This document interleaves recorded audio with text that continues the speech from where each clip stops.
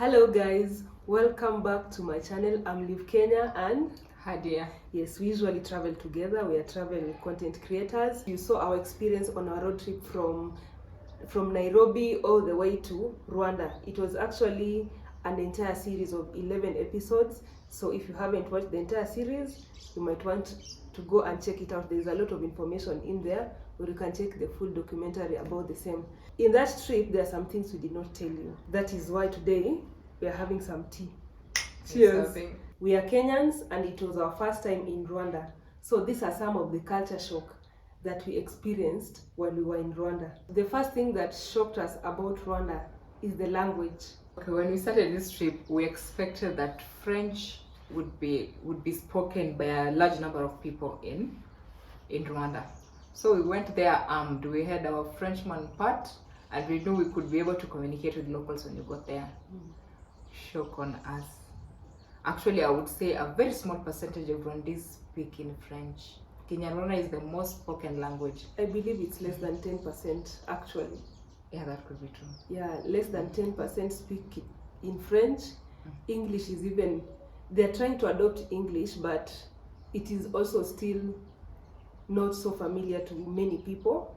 And you'd expect that because Rwanda was colonized by the French, we'd expect that most of the country speaks French, but no, most of them speak Kinyarwanda. So it is spoken by literally everyone, and maybe apart from foreigners like us. Now we realized much later after we have suffered, trust me, we suffered Immensely. Yes. One time we had to find pain medication. You're going to a pharmacy, you're trying to speak English to the pharmacy attendant, they do not understand you. You have to actually demonstrate that I need something for my head. The head is throbbing pain for you to get the pain meds. Okay, there was another time where we went to a petrol station. We wanted to add some pressure to the tires because we were going for a long distance all the way to Gisenyi. Now we told the guy at the petrol station, the attendant, that we want, where can we add the pressure? Is it charged? The guy did not understand a thing. Now we kept demonstrating, we want pressure. He does not understand. I had to get out of the car and show him the tires, and then it was that bad. Yeah, it was that bad. We were expecting that by the time you're working in that petrol station, at least there's a foreign language like maybe English, or if for East Africa, Kiswahili or even French. We would expect that you understand that, but they do not. Actually, I was told that there is a generation of Rwandese people who understand French, but it is like that generation is being phased out. Our friend, shout out to Salva, our friend understands all of them. He understands French, he understands English, he understands Kinyarwanda, he understands Kiswahili. Yes. And most of them, he took the initiative to go and learn them. So if you go to Rwanda, our point is, if you go to Rwanda, you might want to have a local guide, or if you have a friend, they can take you around to help you in the language barrier. But later we realized that you can even get the Google translation for Kinyarwanda. Yes. We thought that being a very native language, we would not find it in Google. We just found out much later. So when you go to Rwanda, have your Google translator ready. Yes. Or find a local. That one you should know. Yeah. The second culture shock we experienced in Rwanda was working systems. Rwanda has one of the most efficient systems in Africa. So far, I would say, from the countries that we've gone to, I would say that Rwanda has one of the most efficient working systems. By working systems, we mean the government systems. For instance, the traffic. Everyone respects the traffic laws. Everyone. Whenever the traffic light turns red, everyone, whether you're a motorist, whether you're a rider, everyone stops. There is no overspeeding. The best thing that they did to that country is putting cameras all over, especially along the roads. So when you go there, ensure you mark the speed limits. Cameras are hidden, you might not see them. If you are new to that country, you might not even realize them. You'll just see a flash, shoo, and it has taken a photo of you, and just know that is $25. That is a traffic violation. $25 gone. So if you're overspeeding several times, just know each offense is $25, $25, $25. Even at some point, you can just choose to smile for the camera. And that fine is supposed to pay within a week. If you Yes. exceed that time, there's a penalty that is added to your fine. Yeah, $5 per day after the 1 week. And in fact, for the locals, whenever they commit a traffic offense, they get a text, and you're supposed to pay within 7 days. Now, if you're a foreigner and you're telling yourself, the devil is talking to you that you just get away with it, before the end of the week, you'll have gone, you'll have left the country. Trust me, you will not exit that country before paying all that fine. Because of the working systems also, Rwandese people are very disciplined because there is this concept of nyumba kumi. Nyumba kumi means 10 houses. It is an initiative by the government to ensure security in the place. It's like 10 houses. They have some sort of a cluster whereby everyone knows the other neighbor and all that, to ensure security and well-being of the people. It was something that was also introduced in Kenya, but it is not working as efficiently as in Rwanda. So if you commit any offense, trust me, your neighbor will know. And if your neighbor knows, I'm not saying they'll snitch on you, but the police will know and they'll come for you. In fact, if you get to any village, they will know that there are foreigners who have gotten into that village. They'll be staying for this long. They're coming from this country. They'll have all your information. Kenyans will have our privacy. You might even not know your next door neighbor. So for us, it was a shock that everybody knows everybody. It is good for safety reasons, and even traditionally, everybody knew everyone. That is why kids were very disciplined, because if you do anything wrong, someone will report you. Someone will report you, not even report. Before they report you, they will discipline you there and then. Actually, yes, they will discipline. That is how we grew up, but they have a working system. Another thing that came as a shock to me in Rwanda was motorbikes. They call them motos in Rwanda. Here we call them boda boda.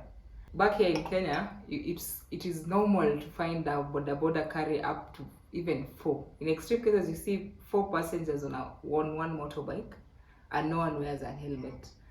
Sometime back, there's a regulation that was passed that it would limit passengers to 1, and everyone should wear a helmet, but it's yet to be implemented. But in Rwanda, you have to carry 1 passenger, or you call them pillions, only 1, and has to have a helmet at all times. And you would notice that these motorbikes actually follow traffic rules to the latter. True. Every traffic rule. This was really a shock to us as Kenyans. For us, they are usually the people whom traffic rules do not apply to.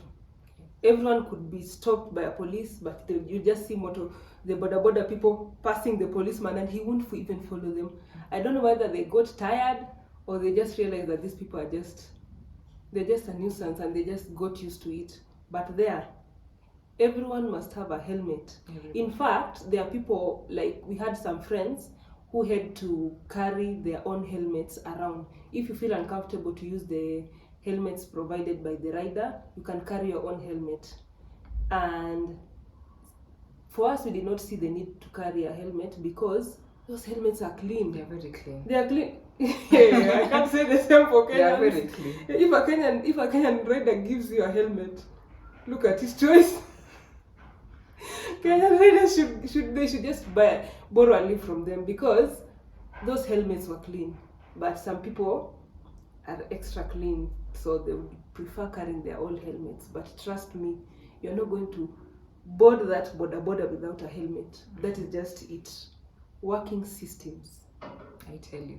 And those working systems they take us to our next point: safety. In Rwanda, you can literally walk any time of the day in any street, as long as it is allowed for pedestrians and passersby to pass by, and you'll be assured that you're safe. Once or twice, we would be driving our car at around 3 or 4 in the morning, 4 a.m. or 3 or 3 a.m. in the morning, and you'd see small children walking on the streets at 3 a.m.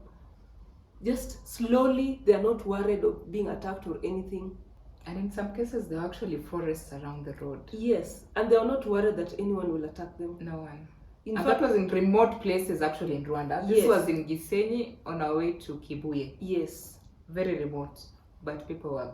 We could Just not even walking believe that. We were like, why are these children walking at night? But we just realized that Rwanda is a very safe country. It is actually one of the safest countries in Africa. There was a time we had taken motorbikes to take us around Kigali, and I wore a pair of pants that had very shallow pockets. So because I was carrying my phone on my pocket, I just told the guy, can you just hold this for me, and then I'll get it back once I have alighted. He took my phone and he kept it for me safely somewhere in one of his many pockets. When we got there, I just realized I do not have my phone. Now imagine you're in a foreign country, you gave someone your phone, you don't know their contacts, but you're supposed to get it back. Now, we went back to the same stage where we had alighted. You know, as a Kenyan, once you lose your phone like that, He would panic. it's gone. Just panicking and Just yeah. be peaceful, just make peace. Make peace that phone is gone. But they just told us, don't worry, you'll get your phone back. Do you remember the number plate of that car? Of that motorbike? And then we remembered we were recording. We told him that you can get that number. He said if you can get the number, you'll get your phone right away. Because we were told if we go to the police, within minutes, that rider would have been called, or even they would have intercepted his network, and the police would know where he is and he would be caught. It was that serious. Isn't that impressive? That is so impressive. Within minutes, motorbikes.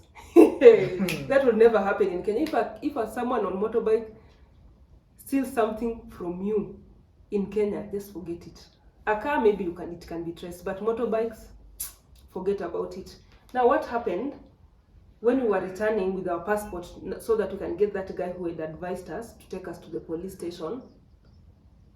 We found that motorcycle guy waiting for us there. He was also looking for us. He went round looking for us where we had gone. He even went to the MTN shop.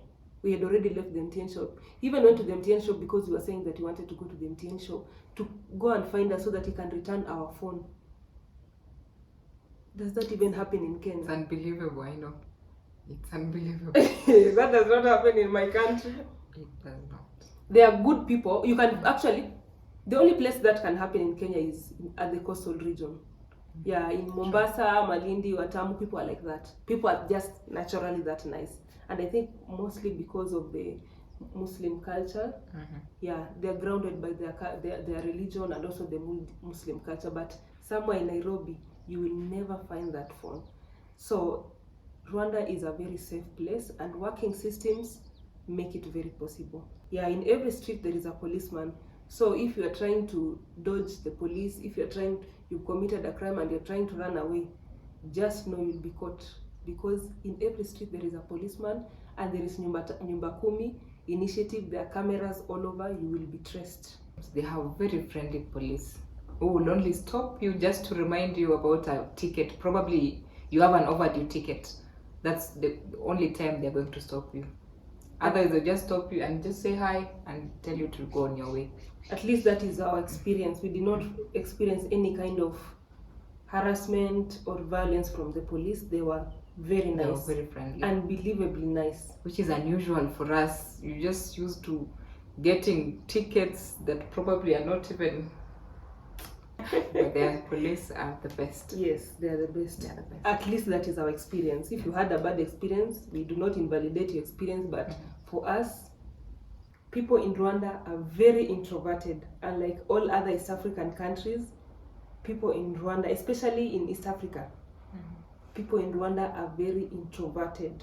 They will only go out when there is parties, weddings, and all that. That's why when we were walking on the streets, you noticed we were looking for those beautiful women that we've been threatened. We've been seeing on TikTok. Our men have been threatening to go to Rwanda to find these beautiful women, and we went there specifically to look for them, and we could not see them on the streets. Yes. And that is particularly because they have a culture of staying indoors. Yeah. And they only go out if there's an event. So you realize even in those TikTok videos that you usually see, it's either in a wedding or in a particular function, or someone is making those videos in the house. Do you ever see them on the streets? Let me tell you, we look for those beautiful women you see on TikTok. You see, have you seen that whole grid of the Miss Rwanda grid? we looked for the women who look like that, because there is a certain Rwandese face. You know that face, huh? There's the Rwandese face. They point nose, they have a narrow face. They are these tall ladies, very curvaceous. Tiny waist. Yeah, we looked for those women. We did not see any. And every time we kept arguing with Patrick and Salva. Salva is our friend. And every time we were like, where are those women? Where are those women? And they're like, no, Rwandese women are beautiful. They are beautiful. But where are they? But we came to realize later that Rwandese people are just naturally introverted. I don't know whether they're naturally introverted or maybe the whole genocide thing made people to be a bit more reserved. But you won't see people walking around aimlessly. Like in Kenya, you can just leave. I'm going to just hang around in a mall. I'm just going to walk. They don't do that. Yes. So, like our friend Salva, he told us that in his neighborhood, you never meet those women. But if you hear maybe there is a function at a neighbor's friend, all of them will show up, and you'll wonder where have these women been? Okay, if maybe there is an international basketball in their arena, all those women will be there. And then you are like, where have they been? Now, with that said, most of their women, okay, education they have good education, but I wouldn't say they're as aggressive as the Kenyan women. I wouldn't say they're as aggressive in terms of maybe career. Kenyan women hustle, and Kenyans, we are known for that. We are proper hustlers. But Rwandese women were told they are not. That is why, because if you want to get a job or if you want to get money, you have to go out there. But if you stay in the house, where will you get that money? Really, where will you get that money? So if you go there and you want to see those women, go when there is a party, or even during the weekends, you can go to the clubs. They're there, they like partying. So you'll find them there. But if you just are trying to find them anywhere, you won't see any of them. Or if actually, it also, the other explanation we got is that they are very traditional. The Rwandese people are very traditional in that women are not just allowed to walk around aimlessly. You have to stay at home. If you have nothing to do out there, stay at home. But until to a point that the only time you'll see a woman leaving the house, or for you to actually leave your parents' home, and staying at home, I mean staying at your parents' home. The only way you can leave your parents' home is if you're married. If maybe you are married to someone, you will leave your parents' home and now go and stay with your husband. And chances are, some of them, even if they go to stay with their husband, they stay in the house again. Which is unusual. Like Kenya, at 18, most of us have moved out. You're living independently. Once you get an ID or an adult, yes, go find something. Even your parents will be pushing you out to go and find your own independence out there. Okay, the other thing about Rwandese people being introverted that we noticed is that you can go somewhere. You see the way Kenyans, in Kenya, you can just go anywhere and start asking people, what is this, or where can I find what? You'll get there and you're talking to people and they're looking at you. They will keep staring at you and conversing in Kinyarwanda, which we found very uncomfortable. So perhaps if you want to engage them, it would be wise to take a local with you. Yes, they warm up to a local because I feel like they understand each other more than foreigners. It makes sense if you're an introverted person to be like that, but I guess we are just coming from a culture where people are a bit more extroverted and people warm up to anyone, especially guests. If people realize you're a foreigner, people will want to engage you, people will want to find out about you, about your country and all that. But we did not find that in Rwanda. In fact, the only person we found a bit extroverted, other than our friend, was the guy who was trying to help us at the market. Yes, at the market when we lost the phone. Yes. Yeah. Otherwise, don't be surprised if they don't talk to you, and they're just introverted people. They like keeping it to themselves. So you need to know that. Another culture shock that we encountered in Rwanda was gender equality. The government has really enforced that. When you see leadership positions, where even job opportunities, women, education. Yeah. yes, women are represented equally Yes. as men. They encourage education, especially for women, to a point that if as a man you are found that to have had a sexual affair with a student, whether they are 18 or above, but as long as they are students, maybe you've impregnated them or there is some sort of defilement anywhere, trust me, you'll go to jail for 25 years. No jokes. Nobody will even want to listen to any excuse. Just know you'll go to jail. So even in their government, you'll realize that there are so many women, including the first lady, in leadership positions, and those women make moves. And what excites me is that actually what makes the government tick is the fact that all those ministers, all those leaders have a contract with the president, that they have to answer. They have to answer to the president for their work every year. So they have to work. Even women have stepped up. So your performance is what will speak for you. So women are really stepping up, and for women, that is a win. That is a proper win. And on that note, our foreigners who like clubbing and you're picking girls, be very careful in Rwanda. Ensure that a girl has given you their ID and you verified that they are over the age of 18. Ask for the ID. Ask for the ID. Insist on their ID. Otherwise, you'll go away for a very long time. Oh, their you go to systems jail. work. Yes. You will go to jail. Just know their systems work. Yeah. Okay, and for even at home, you see the way there's usually like gender violence all over, neighbors know and nobody does anything. They just say it is their business, that you cannot interfere with people who sleep in the same bed. Don't try that in Rwanda. I'm telling you, you'll have a fight with your wife and the police will come for you they get to your bedroom. They'll come and get you. Even in your bedroom, they'll come and get you, and you'll wonder who has reported me. Nyumba kumi. Remember that. You cannot do anything to a woman. You cannot defile a woman. You cannot be abusive towards a woman without being reported. So bear that in mind.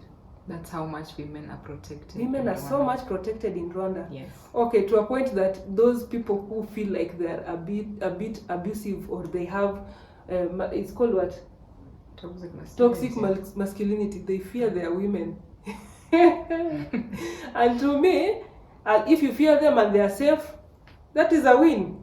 What do you think? Yes, I love safety. Yeah, safety is good. Yes. Because women want to feel as safe as men anywhere else. We are vulnerable. I mean, we need to be protected that much. We are queens. Yeah, we are queens. Now, the only downside to that is that at times some women take advantage of that.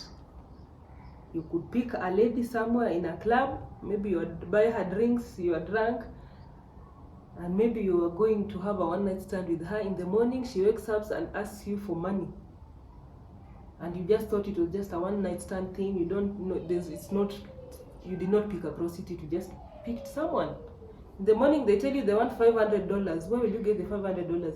If you don't give them the money, they will tell you, did you ask how old I am? Did you see my ID before you picked me? I'm a minor. And if I scream right now. Oh, in fact, if a lady just picks their phone and calls a policeman crying, oh, you're done for. Those tears works magic. Yes. And okay, some women take advantage of it and it works for them, but for most women for most women it's good that there is that protection of their gender. There is that equal opportunity for them. They're treated like any other human being, which is fine. We rarely find that in most African countries, and even in the world we rarely find that. So I applaud the government. I just hope that if you're a foreigner and you don't know those things, if you go to Rwanda, be very careful. That is our point. Be very careful of the ladies who would want to take advantage of you.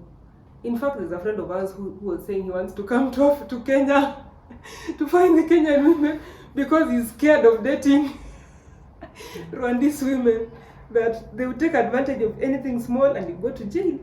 Now, one sensitive thing that most people feel uncomfortable to talk about is politics and genocide about Rwanda. As you see, the way you are uncomfortable talking about it, it's just the same way they are very uncomfortable talking about it. To a point that when you're maybe with your friends or you're talking to Rwandese people or even foreigners, you get there, you start talking about, oh, the government started, there's this thing about the government started implementing. What do you think about the politics? Who's saying what? Trust me, everyone will leave that table. It is that uncomfortable for them. Everyone will leave that table and leave you there talking. Those people are very uncomfortable talking about politics. So when you go there, just go and do what took you there. If you're going to enjoy the hills, if you are going to tour, if you're going to do business, if you're just going to experience the culture, go and do that and let them be. Don't talk about politics. That is what we learned, because it's a very uncomfortable topic to them. Unless you want trouble with the government, keep off politics. The other thing is the genocide. It's still a very, very So subject. Yeah, it is. It's still very fresh in some people's minds, and you cannot tell someone how fast they need to move on. The country has moved on, but I believe that individuals have not necessarily moved on.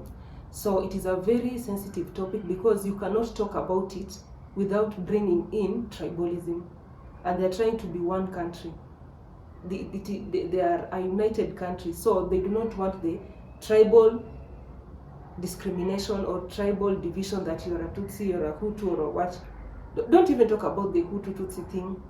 Just know they're all Rwandese. In reality, the Hutu and Tutsi were just the only thing that distinguished them was the physical features. They're all Rwandese people. They all speak Kinyarwanda, by the way. There was not like an actual tribe. It was just something that colonialists put there to be able to find a way to discriminate the people, or to make other people be against the other group. But point is, genocide, if you want to find out anything about genocide, there are those genocide memorial sites. Yes, you can go to those places. There are museums where you can find out more about that. And yeah, basically that, and how the government came to be what it is, because those people are very okay with their government, and I would really support them, because their government works. Imagine the country was destroyed up to 92. Even after the genocide, the country was in tatters. But have you seen Rwanda lately? Hey, that beautiful country. That is a lot of progress. And in East Africa, trust me, they're making moves. Very soon, Kenya, if you're not careful, Rwanda is coming very fast. It is the second most developed country in East Africa after Kenya. I agree. Our exchange rate is like 1 Kenyan shilling for 7 Rwandese francs. You can imagine. So they are chasing us. They are on their heels, and they are not joking. So their government works, and they're okay with it. In fact, we even asked a few of them, those who are willing to talk, because we didn't know that is a very sensitive topic for them. You know, Kenyans like politics. We asked a few of them if they are interested that after their current president, whom do they think would take over after him, like maybe when he retires. And they could not think of one person. They were like, no, we want him to stay as long as possible, because he's one sane person who really loves his country, and he's working towards the betterment of his country. So they're just okay, and he's a symbol of unity. So they're not sure that if someone comes after him, if that person will live up to the standards that their current president has gotten them. So those topics, if you want to find out anything, go to the Genocide Memorial. They're called Genocide Memorial sites. Sites or something. There are many. Every region actually has every town you will see. Because genocide happened in every town, so they have all that. So if you want to find out about those ones, go and read there. There is a lot of details about it. Even the graphic ones, they are there. Even videos. Even videos are there. of the Interviews victims. are there. So if you want to find out about that, just go there. Okay, most of us know Rwanda as a very modern country. But what shocked us is how they preserve their cultures. Like you would find women wearing the traditional omushanana dresses, even in their weddings, events, you would find them wearing that. In their decor, they would have this basket, some of which we bought and we showed you in our video. Most of those things are used in their videos. When you go to their museums, you would find them displaying. They will actually explain to you some of their cultures, the dances. Even that dance. With the hair. I like that dance. Yeah, it's interesting. But we were told that the dance it's usually it's for the cattle. They try to show the big horned cattle. You've seen their big horned cattle. They are like the Ankole cattle. They are usually brown with very huge white horns. So they dance with their horn. I like the dance. And actually, most of them, they I've not seen any of them dancing. Okay, other than the ladies on the TikTok, I've not seen them in functions dancing the modern dances. It's usually that dance. Most of the time, the one with the shoulder, and then there's the way they move. And how they jump like my size actually. The tall men. Yes. They jump. I wish I knew that dance. Actually, when you go to Nyanza, we would have experienced those dances. And I've realized their culture is almost similar to what I've seen in documentaries about Burundi. The same people in Rwanda, some of them are also in Burundi. So their cultures seem to be very similar. They prefer green bananas. In fact, Kenyans being Kenyans, us, we went there asking for ugali. Ugali to them is called kaunga. Kaunga, yes. Yes, kaunga. It's usually made from maize flour. But theirs is made from cassava. Most of them do their kaunga with cassava. Actually, they prefer making it with cassava because they say it is easier to cook than maize flour. And it didn't make sense to us because we usually find the cassava flour a bit stubborn. Yeah, but again, just like the Ugandan people, kaunga or ugali is for the poor people. Poor people. Yeah, it's for the poor people. Imagine, shock on us. But as Kenyans, we don't mind. Even githeri. For Kenyans, githeri is a Kikuyu name. Yes. For the meal made from a mixture of beans and maize. But Kenyans will love it. I love it personally. I don't know about you, dear. I love it so much I could eat it every day for an entire week. Okay. But they consider it as food for the poor people. Yet in Kenya it is everything. Yes. No, so that is where you get the difference in culture. So culture shock, huh? Culture shock. For a Kenyan, and even I think Ugandan, because we share something similar about cities, and I think even most people, especially city dwellers for most countries, you will associate a city with massive number of people, so many cars, so many people walking, maybe riders of motorbikes and motorcycle. You'd associate them with that. But Kigali, if I compare the population of people whom I saw walking around in Kigali, not even on weekends, on weekdays, there are very few people in the city as compared to the other cities we've been to. I think that one goes back to the fact that those people are very introverted. You just don't leave your house going to hustle. Where are you going? Unless you're sure of what you're going, where you're going, you just don't leave your house. But that was so weird for us because Kigali is a city. We expected so many people. We expected to have like serious jam. But you'll just find that there is jam for maybe like 2 minutes, 5 minutes tops. And then the jam just moves and everyone keeps moving. And on that, even the noise levels. It was shocking to find that most parts of Kigali was just silent. Yeah, it was very, very quiet. No hooting, cars are not hooting, there's no loud music being blasted on cars, especially how you'd expect here in Nairobi, but Yes, and they're Which not, was and those funny Subaru people are not there. With their mufflers that are so loud, they are not there. And also, you see the way if you go to the coast, you'll hear mosques all over, especially when it gets to prayer time. You'll hear mosques all over with the loudspeakers, or even you'll hear maybe people in keshas or church like they call it, yes, lunchtime worship. You'll hear very loud music. There's nothing of that sort in Kigali, even in Rwanda as a whole, because I was told about the religion. It's a bit regulated. Religion is a bit regulated in Rwanda as opposed to these other countries, and I don't know how I feel about that, because I don't know in which way it's actually regulated. But in matters noise, I like that.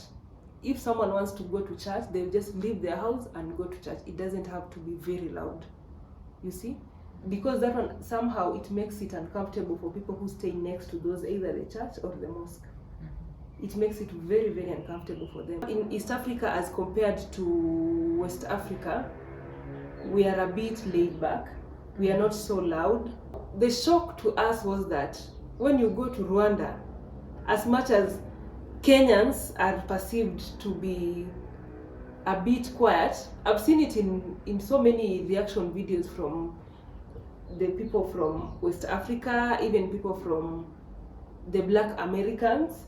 They say that when you come to East Africa, especially even Kenya, people are a bit laid back, people are a bit quiet. Okay, they're friendly, they're kind, but they're a bit quiet. They're not like as aggressive in talking or in expressing things as the West Africans. But in Rwanda, it's even worse. There people are very quiet. People are very quiet. You'd even think that some people do not even talk. Yeah. It was so weird. It was so weird. Yes, they're introverts, but at times when an introvert talks, you'll be like, the point is here. But for them, they are very quiet. Gently. Yeah, we felt like we are the ones who are more aggressive than them. And apparently there are so many West Africans in Rwanda. I don't know how they survive. Or they just learn to be quiet. You learn, you adapt. And at times the culture in a society makes people that way. That there are things you cannot be so loud about. But in Kenya, if freedom of speech was anything, it's too much in Kenya. We talk anything and everything without filters. Yes. Now, something else that we even mentioned in our videos is that there are no stalls. You see the stalls that are usually by the road, maybe where you can go and grab maybe some street food. You can go and buy credit card is like airtime. Yes, they do not have that. If you want things like tomatoes, water, that usually in Kenya we find just in the nearby stall, you'll have to go to a proper shop. And I think that one contributes a lot to the cleanliness of Rwanda. Like even in the village, you'll find that there are no stalls. So the road most of the time look like they're neat, they're clean, they're just organized. So by the road, you'll find maybe a building with so many shops, but they're proper shops, not stalls. Like, stalls are usually these temporary shops, I would say. Yeah. They're temporary shops. Maybe they're made from wood and just a few papers here and there. Just very temporary material that you can just move it anywhere, anytime. But those things are not there. So that is a very nice culture. I think we should adopt that. Yes. Now let's talk entertainment. Other than the traditional entertainment, that is the traditional dance, the weddings, and the usual clubs like in any other country, what Rwandese people consider entertainment, they're a bit too posh, they're a bit too bougie. I would say more than the rest of East Africans. Yes, that's true. Because for them, you can go on a date to an art gallery. That happens in Kenya, but very few people do it. Those people who are a bit bougie, it's like for the high class people and maybe some middle class people. But to them, it's very normal. That is why in every city, every town, there is an art gallery. And by doing that, I think they're promoting a lot of their artists. Yeah. Okay, there is also like many people just go to listen to someone play a guitar, a guitarist, a pianist, and all that. Something that we are not used to. That is why something like a jazz festival is a very, very big thing to them. It happens in Kenya, but once in a while. But to them, it is a very, very big thing. In fact, we got a chance to listen to our friend Salva. By the way, guys, go and check out Salva performing on Instagram. He goes by Dear Salva. Dio Salva. Dio Salva. Yes, we'll put down We'll his Instagram handle somewhere down here. Go and check him out. He plays really nice guitar. We even recorded some of it in our video, in one of our last videos. Playing guitar, and it is a big thing there. They know Kenyans who do it. Imagine the shock we got when they were mentioning, you know this artist, he plays guitar, she's a harpist, and we're like our friend, he's really gone to school to study guitar. It is that serious. And he's making a living out of it. That is not so common in Kenya. Let me just say Kenya. It's not so common in Kenya. It's something very unique. And I think it is something we could embrace because that is real art. We asked Olive, our friend from Gisenyi, about which Kenyan musician she likes. And she mentioned so many musicians that we even didn't know existed. We didn't know them, and you'll realize that most of their songs, they are a bit chilled. They're a bit chilled, they have good message and all that. And it just gave us a challenge. We wrote some of those artists, and we've been listening to their songs slowly by slowly, with some inspiration from Steve. You know Steve? Yes, the one who reviews songs and albums when they come out, especially Kenyan. Yes, with his list combined with the Olive list, I think we are embracing more Kenyan musicians. We're catching up. Yeah, we are catching up, and I think we should listen to Kenyan music more often. We have good artists who are not in the mainstream. So that was really nice. Their kind of music most of the time is a bit chilled. The jazz, the soul music, they're not like us. Rwandese people listen to their Rwandese songs more than they listen to any other music, and that is a good thing. My point is they promote a local talent. Okay, apart from the culture shock, here are some of the things that you need to know that will help you navigate through your travels around Rwanda. One thing you should know is that the roads in Rwanda are very nice, very nice. Driving there is easy, but remember, smooth carpet. They drive on the left side of the road. And there are speed limits and there are cameras. We told you that any violation will attract a $25 fine. So if you keep breaking those rules, you might end up being broke by the time you live in Rwanda. So be careful, and also do not underestimate that Rwanda is a small country and you'll be able to go through it within a week. That is incorrect. Give it more time, because it's literally a country of 1,000 hills. Literally. So meandering through those hills will quite increase your distance. So give it more time when you're planning. Rwanda is a small country, but it's also a big country. It is a big country. Yeah. So give it time. Give it more time.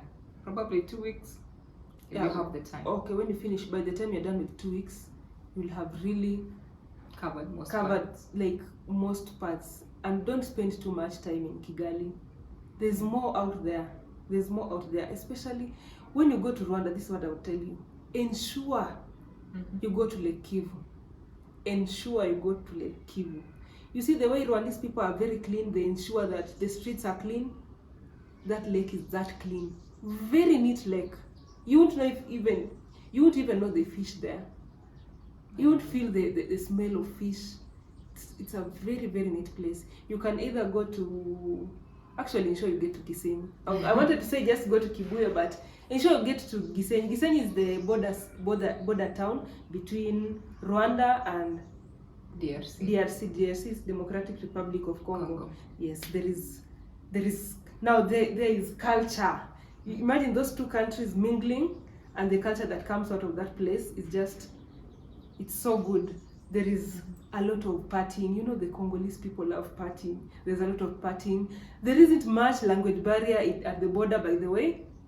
There isn't much language barrier. They speak Swahili. Yes. It's a bit funny. Congolese Swahili is funny, but... Yes, but you will get it. And more people there speaking French and English and Kiswahili. It's very interesting. People are a bit laid back there. There are plenty of accommodation, I think, because people like partying and just, I don't know what.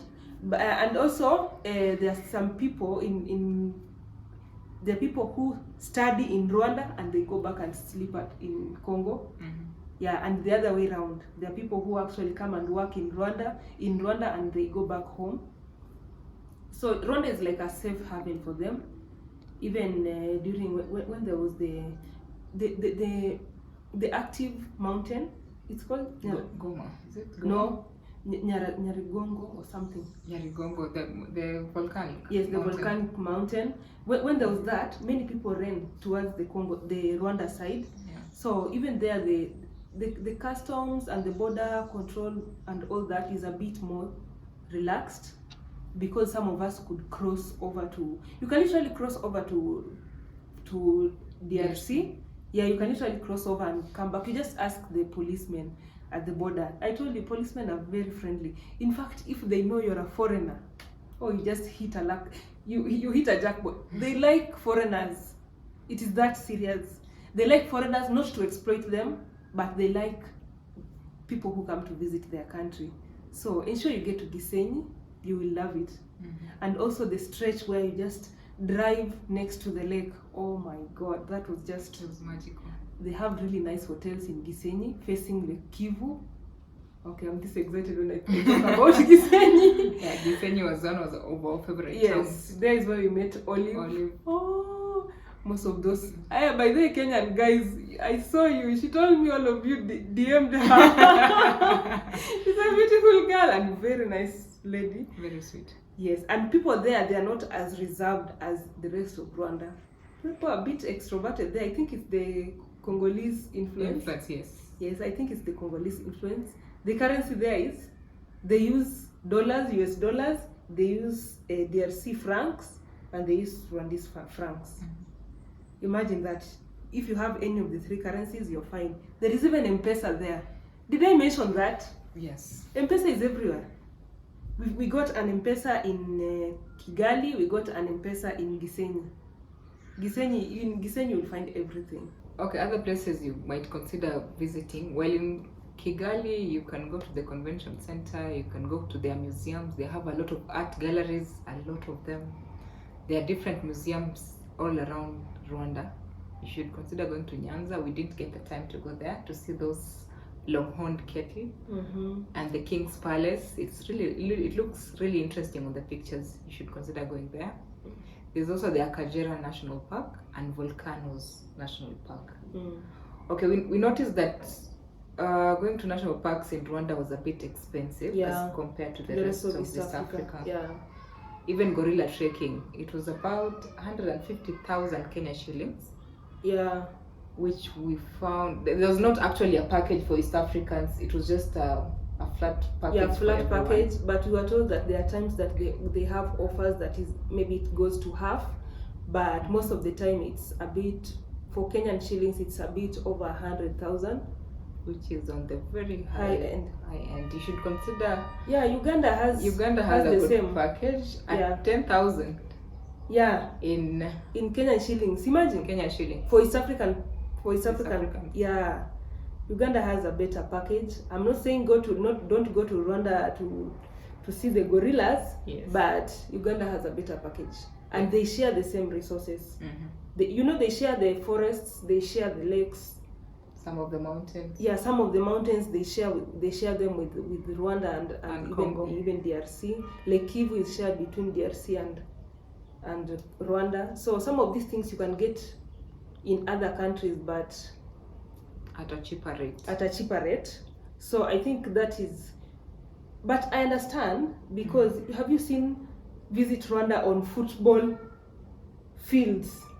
Internationally, in the Premier Leagues, in the Champion Leagues, you just see the sponsors Visit Rwanda. So because they're advertising it that much, they need to get that money back, so it's a bit pricey. Plus, we saw the Volcanoes National Park on photos. It's really spectacular. Yeah, Probably it is. maybe why you need to pay more. Anyway, if budget is not an issue for you, make sure you go to the volcanoes, track gorillas.